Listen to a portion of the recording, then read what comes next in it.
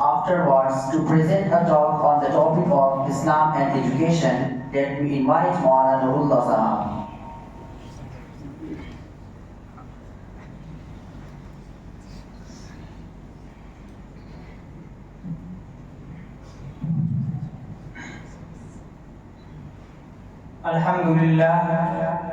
Alhamdulillah Rabbil Alameen, wassalatu wassalamu ala nabiyyihi Muhammadin wa ala alihi wa ashabihi ajma'in. Amma ba'd, a'udhu billahi minash shaytanir rajim, bismillahir rahmanir rahim. Iqra' bismi rabbikal ladhi khalaq, khalaqal insana min 'alaq. Iqra' wa rabbukal akram, alladhi 'allama bil qalam. Sadaqallahul Azim.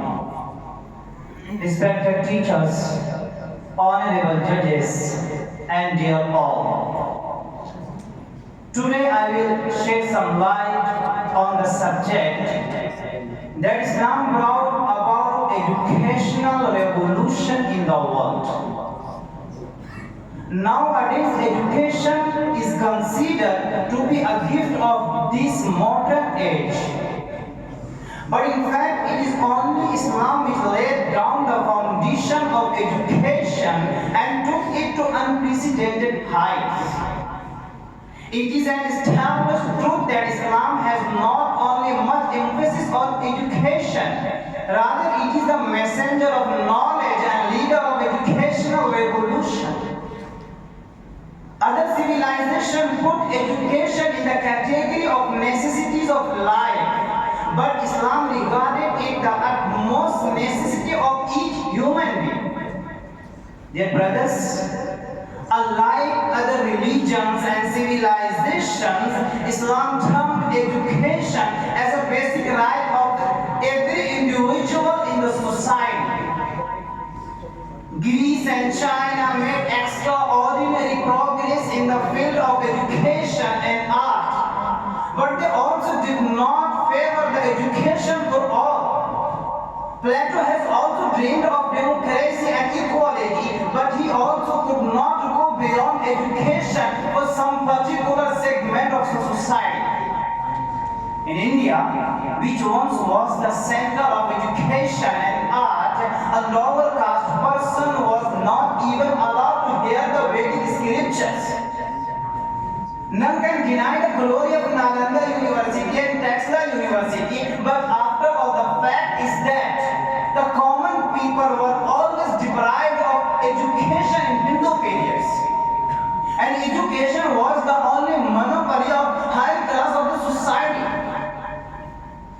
When the sun of Islam was enlightening the world, Europe was passing through dark ages of history. Scientists, artists, and men of learning were tortured, and sometimes they were tortured to death. And similarly, ignorance was prevailing all over Arabia. Neither was a college, a school, nor a library. Quraysh, the head of all tribes in Arabia, had only 17 persons who knew writing. In 578, when the sun of Islam rose from the horizon of Arabian Peninsula in its fullest place, the entire world was surrounded by darkness, steeped in ignorance and long slumber.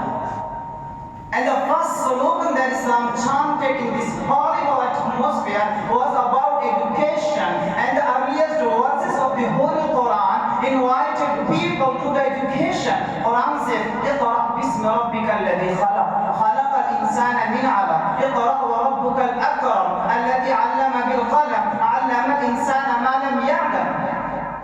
Read with the name of the Lord who created everything, who created man from a clot of blood. Read your Lord, and your Lord is the most gracious, who imparted knowledge by means of the pen, and he taught man what he did not know.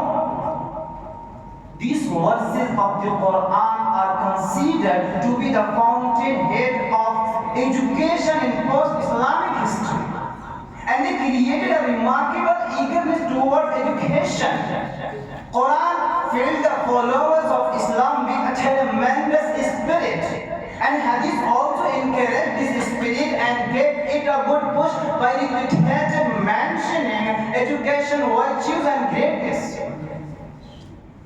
Dear intellectual and listener, Quran has laid much importance to education.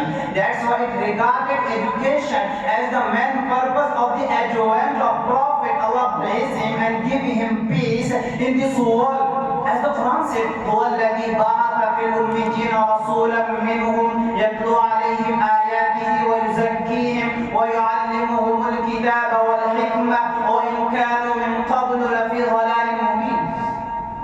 He is the one who raised amidst the unlettered people a messenger from among themselves, who recites to them his verses and purifies them and teaches them the book and the wisdom while they were earlier in open error. Brothers, this is the reason Prophet ﷺ himself said, I was sent down as a teacher. Once upon a time, Prophet ﷺ saw some of his companions sitting in two circles. One circle was busy chanting glory of Allah and the other was busy learning and teaching. So Prophet ﷺ said, I was sent as a teacher and sat among them.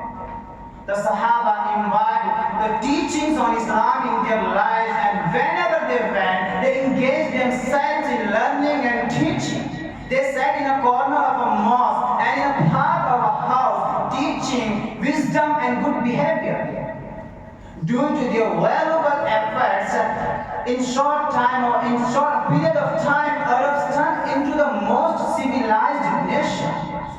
So dear listener, in short, Islam is the pioneer of educational revolution. And I would like to conclude my speech on meaningful lines said by al-Akhar. इल्म में भी सुरूर है लेकिन ये वो जन्नत है जिसमें हुर नहीं वमा अलैना इल्लल बलाग.